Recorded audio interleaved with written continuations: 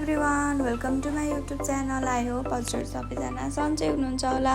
आज चाहिँ मैले 5 मिनटमै रेडी हुने मिठो खाजाको रेसिपी सेयर गर्न गइरहेकी छु। यसलाई बनाउनको लागि मैले यहाँ लिएकी छु आलु, गहुँको पिठो, काटेको प्याज र खोर्सानी, अदुवा लसुनको पेस्ट र थोरै धनियाँ। अब म एउटा बल लिन्छु र यसमा बोइल गरेको आलुलाई हाल्छु।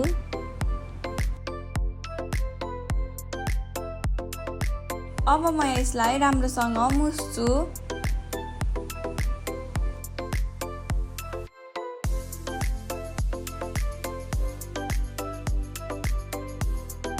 आलु मुसेर यतिको भइसकेपछि अब म यसमा थोरै गहुँको पिठो एड गर्छु। अब म थोरै पानी हालेर यसलाई मिक्स गर्छु।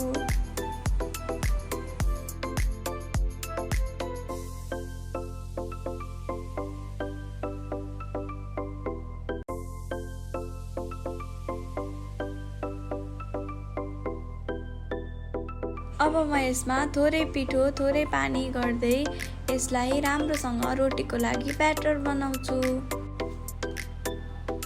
आलु र पिठो यतिको भइसकेपछि रोटी बनाउनको लागि पर्फेक्ट हुन्छ।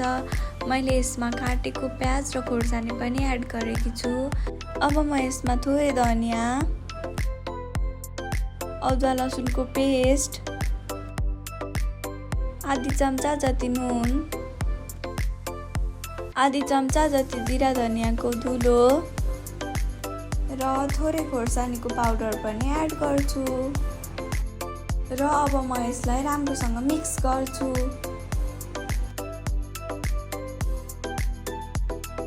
पिठोलाई धेरै गिलो पनि बनाउनु हुँदैन। धेरै गिलो भयो भने हाम्रो रोटी नफर्किन पनि सक्छ। त्यसैले मैले यसलाई यतिको बनाएकी छु। अब म रोटी पकाउनतर्फ लाग्छु। मैले यहाँ ग्यास अन गरेर एउटा प्यान बसाएकी छु। यसमा म थोरै घिउ एड गर्छु।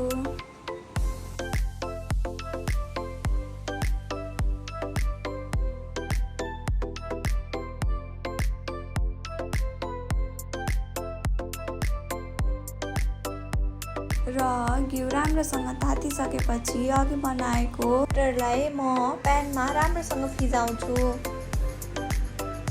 यसलाई ठिक्कको बनाउनु पर्ने हुन्छ। धेरै बाक्लो भयो भने पनि भित्रसम्म राम्रो पाक्दैन र धेरै पातलो भयो भने पनि भरे फर्काउन साह्रो पर्छ। त्यसैले यसलाई ठिक्कको बनाउनु पर्छ। मैले चाहिँ यसलाई यतिको बनाइसकेकी छु। अब म यसलाई 2 मिनेटको लागि छोपेर पकाउँछु। 2 मिनेट पछि हेर्दा हाम्रो रोटी यतिको भएको छ।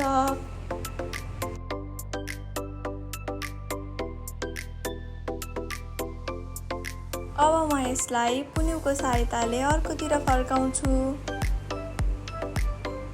यो रोटी एकपट्टि राम्रोसँग पाकिसकेको छ। अब म अर्कोपट्टि पनि 2 मिनेटको लागि छोपेर पकाउँछु। रोटी दुवैतिर राम्रोसँग पाकिसकेको छ।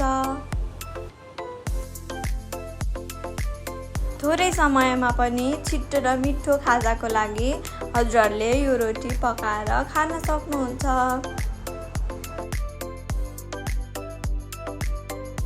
यदि हजुरहरूलाई मेरो भिडियो मन पर्यो भने प्लिज लाइक, कमेन्ट, सेयर अनि सब्सक्राइब गर्न नबिर्सिनु होला। मेरो भिडियोमा केही कमी कमजोरी छ भने हजुरहरूले कमेन्ट मार्फत सुझाव दिन सक्नुहुनेछ। हामीले त यसरी छिटो र मिठो खाजा बनाएर खाइसक्यौँ। अब हजुरहरू पनि अवश्य ट्राई गर्नुहोला।